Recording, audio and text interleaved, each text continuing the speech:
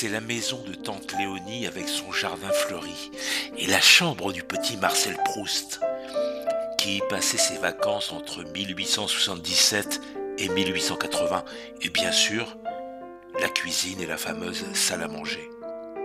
La maison est dans le style de la région, à Illiers-Combray dans l'Eure-et-Loire. Façades enduites et recouvertes de faïence. C'est la maison de son oncle Jules et sa tante Élisabeth Amiot, rue du Saint-Esprit. Jules Amiot est un marchand drapier et Élisabeth Amiot est la tante paternelle du futur écrivain. Les souvenirs très précis et très intimistes de ces moments passés dans cette maison vont lui inspirer le premier chapitre de son œuvre, À la recherche du temps perdu. Longtemps, je me suis couché de bonne heure. Parfois, à peine ma bougie éteinte, mes yeux se fermaient si vite que je n'avais pas le temps de me dire « je m'endors ». Et, une demi-heure après, la pensée qu'il était temps de chercher le sommeil m'éveillait. Je voulais poser le volume que je croyais avoir encore dans les mains et souffler ma lumière. Du côté de chez Swann, la maison de sa tante est baptisée Léonie, où Swann passe son enfance. Aujourd'hui, la maison est encore là pour accueillir le petit Marcel. Il vient juste de sortir de sa chambre, prendre le bon air de Combray. Il ne sait pas encore qu'il va devenir une légende. Puis, il se dirige vers la salle à manger, juste en face de la cuisine, où il aime se réfugier pendant des heures pour se plonger dans ses livres. Jusqu'à l'heure encore lointaine du déjeuner, personne n'entrerait que la vieille Félicie, relativement silencieuse, et où je n'aurais pour compagnon, très respectueux de la lecture, que les assiettes peintes accrochées au mur, écrit-il dans Journée de lecture. C'est dans cette maison qu'il découvre la fameuse Madeleine, et il décrit intimement bien les sensations et émotions immédiates que lui procure le gâteau trempé dans un thé.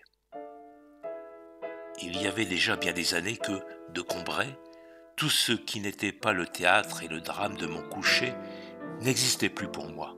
Quand un jour d'hiver, comme je rentrais à la maison, ma mère, voyant que j'avais froid, me proposa de me faire prendre, contre mon habitude, un peu de thé. Je refusai d'abord et, je ne sais pourquoi, je me ravisai. Elle envoya chercher un de ces gâteaux courts et dodus appelés Petite Madeleine, qui semblait avoir été moulé dans la valve rainurée d'une coquille de Saint-Jacques. Et bientôt, machinalement, accablé par la morne journée et la perspective d'un triste lendemain, je portai à mes lèvres une cuillerée de thé, où j'avais laissé s'amollir un morceau de madeleine. Mais à l'instant même où la gorgée mêlée des miettes du gâteau toucha mon palais, je tressaillis, attentif à ce qui se passait d'extraordinaire en moi. Un plaisir délicieux m'avait envahi, isolé, sans la notion de sa cause. Il m'avait aussitôt rendu les vicissitudes de la vie indifférentes, ses désastres inoffensifs, sa brièveté illusoire, de la même façon qu'opère l'amour, en me remplissant d'une essence précieuse, ou plutôt, cette essence n'était pas en moi, elle était moi. Une Madeleine de Proust, c'est une expression devenue célèbre pour désigner un élément qui déclenche la remontée d'un souvenir d'enfance heureux et qui peut entraîner une certaine nostalgie de ces moments perdus. C'est une odeur, un goût ou la vue d'un objet. Ou si vous mangez une madeleine trempée dans du thé.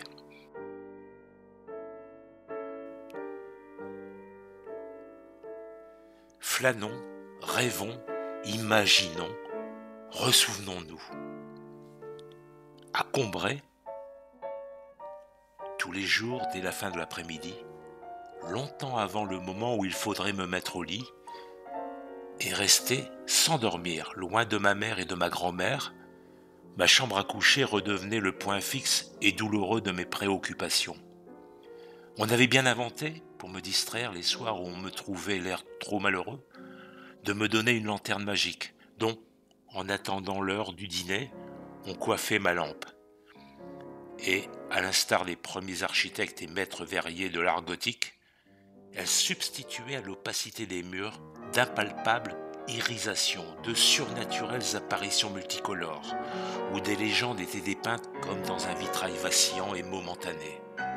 Mais ma tristesse n'en était qu'accrue, parce que rien que le changement d'éclairage détruisait l'habitude que j'avais de ma chambre, et grâce à quoi, sauf le supplice du coucher, elle m'était devenue supportable. Maintenant, je ne la reconnaissais plus, et j'y étais inquiet, comme dans une chambre d'hôtel ou de chalet, où je fusse arrivé pour la première fois en descendant de chemin de fer. La maison de tante Léonie est devenue un lieu de pèlerinage. Elle a été labellisée Musée de France et Maison des Illustres en 2019. La maison offre une introduction à l'œuvre pour ceux qui ne l'ont pas encore lue.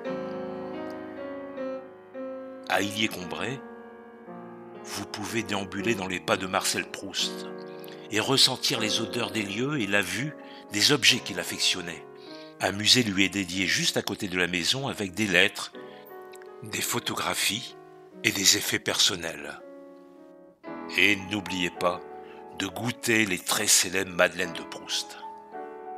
Bonne visite et bonne recherche du temps perdu. Nous vous remercions de votre écoute et n'oubliez pas de liker et de cliquer sur la petite cloche pour nous suivre vers de nouvelles aventures.